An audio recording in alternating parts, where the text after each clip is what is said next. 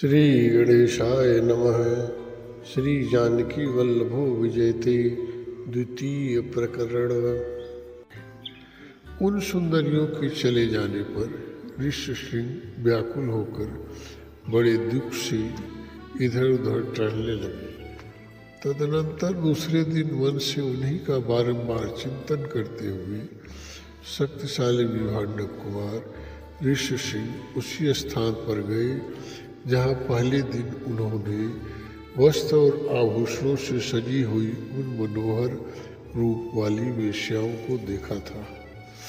ब्राह्मण ऋषि को आता देख तुरंत ही उन वेश्याओं का हृदय प्रसन्नता से खिल उठा।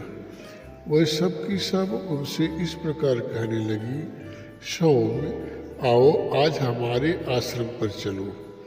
उन सब के मनोहर वचन सुनकर ऋषिसिंह उनके साथ जाने को तैयार हो गए और वे स्त्रियां उन्हें अंग देश ले गई। उन महात्मा ब्राह्मण के अंग देश में आते ही इंद्र ने संपूर्ण जगत को प्रसन्न करते हुए सहसा पानी बरसाना आरंभ कर दिया। वर्षा से ही राजा को अनुमान हो गया कि वे तपस्वी ब्राह्मण कुमार आ गए। फिर बड़ी विनय के साथ राजा ने उनकी अगवानी की और पृथ्वी पर मस्तक टेक कर उन्हें साष्टांग प्रणाम किया। फिर एकाग्रचित होकर उन्होंने ऋषि को अर्घ्य निवेदन किया तथा उन विप्र शिरोमणि से वरदान मांगा, भगवान आप और आपके पिताजी का कृपा प्रसाद मुझे प्राप्त हो। ऐसा उन्होंने इसलिए किया कि कहीं कपट पूर्वक यहाँ तक लाए जाने का रहस्य जान लेने पर विप्रवर ऋषिसिंह अथवा विभांडक मुनि के मन में मेरे प्रति क्रोध न हो। तत्पश्चात ऋषिसिंह को अंतःपुर में ले जाकर उन्होंने शांत चित्त से अपनी कन्या शांता का उनके साथ विवाह कर दिया। ऐसा करके राजा को बड़ी प्रसन्नता हुई। इस प्रकार महातेजस्वी ऋषिसिंह राजा से पूजित होकर संपूर्ण मनोवांछित भोग प्राप्त कर अपनी धर्मपत्नी शांता के साथ वहाँ रहने लगे। मुनिवर वशिष्ठ तथा सुमंत्र से परामर्श के पश्चात महाराज दशरथ रघुवंश की रानियों तथा मंत्रियों के साथ अंग देश के लिए प्रस्थान किया, जहाँ विप्रवर ऋषिसिंह निवास करते थे। मार्ग में अनेकानेक वनों एवं नदियों को पार करके वे धीरे धीरे उस देश में जा पहुँचे जहाँ मुनिवर ऋषिसिंह विराजमान थे। वहाँ पहुँचने पर उन्हें द्विज श्रेष्ठ ऋषिसिंह रोमपाद के पास ही बैठे दिखाई दिए। वह ऋषि कुमार प्रज्वलित अग्नि के समान तेजस्वी जान पड़ते थे। राजा रोमपाद मित्र महाराज दशरथ का प्रसन्न हृदय से शास्त्रोक्त विधि के अनुसार विशेष रूप से पूजन किया और बुद्धिमान ऋषि कुमार ऋषिसिंह को राजा दशरथ के साथ अपनी मित्रता की बात बताई। उस पर उन्होंने भी राजा का सम्मान किया। इस प्रकार भली भांति आदर सत्कार पाकर नरश्रेष्ठ राजा दशरथ रोमपाद के साथ वहाँ 7-8 दिनों तक रहे। इसके बाद वे अंगराज रोमपाद से बोले, प्रजापालक नरेश, तुम्हारी पुत्री शांता अपने पति के साथ मेरे नगर में पदार्पण करे, क्योंकि वहाँ एक महान आवश्यक कार्य उपस्थित हो गया है। राजा रोमपाद ने बहुत अच्छा कहकर उन बुद्धिमान महर्षि का जाना स्वीकार कर लिया और ऋषिसिंह से कहा, विप्रवर आप शांता के साथ महाराज दशरथ के यहाँ जाइए। राजा की आज्ञा पाकर उन ऋषिपुत्र ने तथास्तु कहकर राजा दशरथ को अपने चलने की स्वीकृति दे दी। राजा रोमपाद की अनुमति ले ऋषिसिंह ने अपनी पत्नी के साथ वहाँ से प्रस्थान किया। उस समय शक्तिशाली राजा रोमपाद और दशरथ ने एक दूसरे को हाथ जोड़कर स्नेहपूर्वक छाती से लगाया तथा अभिनंदन किया। फिर मित्र से विदा ले रघुकुल नंदन दशरथ वहाँ से प्रस्थित हुए।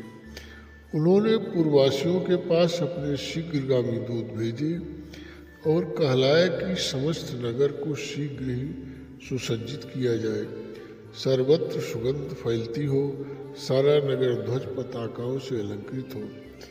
राजा के आगमन को सुनकर पूर्ववासी बड़े प्रसन्न हुए एवं उनकी आज्ञा का पूर्ण रूप से पालन किया गया।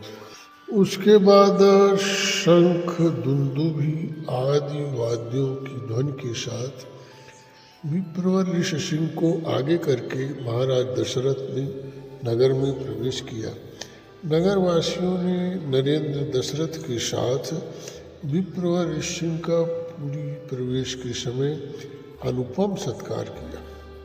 ऋषि को अंतःपुर में ले जाकर राजा ने शास्त्र विधि से उनका पूजन किया और उनके आगमन से स्वयं को कृत्य माना। विशाल लोचना शांता को इस प्रकार अपने पति के साथ उपस्थित देखकर अंतःपुर की सभी रानियां बड़ी प्रसन्न हुई एवं आनंद मग्न हो गई। शांता भी उन रानियों तथा महाराज दशरथ के द्वारा आदर सत्कार पाकर अपने पति विप्रवर सिंह के साथ सुखपूर्वक रही। यहाँ पर याद दिला दें कि शांता महाराज दशरथ एवं रानी कौशल्या की ही संतान थी, जिसे राजा रोमपाद को गोद दे दी गई थी। तदनंतर बहुत समय बीत जाने के पश्चात कोई परम मनोहर दोष रहित समय प्राप्त हुआ। उस समय वसंत ऋतु का आरंभ हुआ था। राजा दशरथ ने उसी शुभ समय में यज्ञ आरंभ करने का विचार किया। तत्पश्चात देवोपम कांति वाले ऋषि सिंह को यज्ञ कराने के उद्देश्य से वर्ण किया। ऋषि सिंह ने बहुत अच्छा कहकर उनकी प्रार्थना स्वीकार की। उन्होंने राजा से कहा, राजन, यज्ञ की सामग्री एकत्र कराइए। भूमंडल में भ्रमण के लिए आपका यज्ञ संबंधी अश्व छोड़ा जाए और सरयू से उत्तर तट पर यज्ञ भूमि का निर्माण किया जाए। राजा ने वेद विद्या के पारंगत ब्राह्मणों तथा ब्रह्मवादी ऋतुजों को बुलवाया। राजा ने सबका पूजन किया और मधुर वचन में निवेदन किया कि मैं पुत्र प्राप्त के लिए अश्वमेध यज्ञ का आरंभ करना चाहता हूँ। मुझे विश्वास है कि ऋषिपुत्र ऋषि सिंह के प्रभाव से मैं अपनी संपूर्ण कामनाओं को प्राप्त कर लूँगा। राजा दशरथ के इस अनुरोध को वशिष्ठ आदि सब ब्राह्मणों ने साधु साधु कहकर बड़ी सराहना की। इसके बाद ऋषि सिंह आदि सब महर्षियों ने उस समय राजा दशरथ से पुनः यह बात कही, महाराज, यज्ञ सामग्री का संग्रह किया जाए, यज्ञ संबंधी अश्व छोड़ा जाए तथा सरयू के उत्तर तट पर यज्ञ भूमि का निर्माण किया जाए। आप यज्ञ द्वारा 4 अमित पराक्रमी पुत्र प्राप्त कर लेंगे, क्योंकि पुत्र के लिए आपके मन में ऐसे धार्मिक विचार का उदय हुआ है। तत्पश्चात राजा ने मंत्रियों से यह शुभ बात कही, गुरुजनों की आज्ञानुसार यज्ञ सामग्री जुटा दो। शक्तिशाली वीरों के संरक्षण में यज्ञी अश्व को छोड़ा जाए और उसके साथ प्रधान ऋत्विज भी रहे। मेरा यह यज्ञ जिस तरह विधि पूर्वक संपूर्ण हो सके वैसा उपाय किया जाए। तुम सब ऐसा करने में समर्थ हो।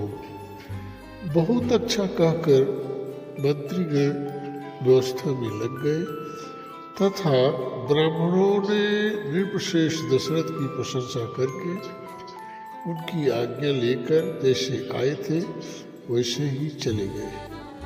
क्रमशः जारी रहेगा। चैनल सब्सक्राइब कर दें। धन्यवाद।